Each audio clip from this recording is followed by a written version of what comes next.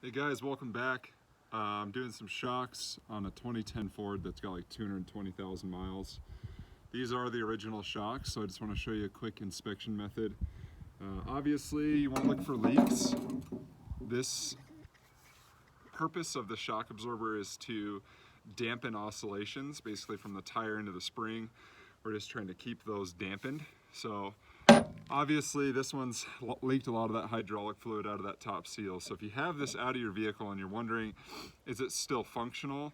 The way that you test it is when it's fully extended, see how easy I can push that down and see how it's not returning.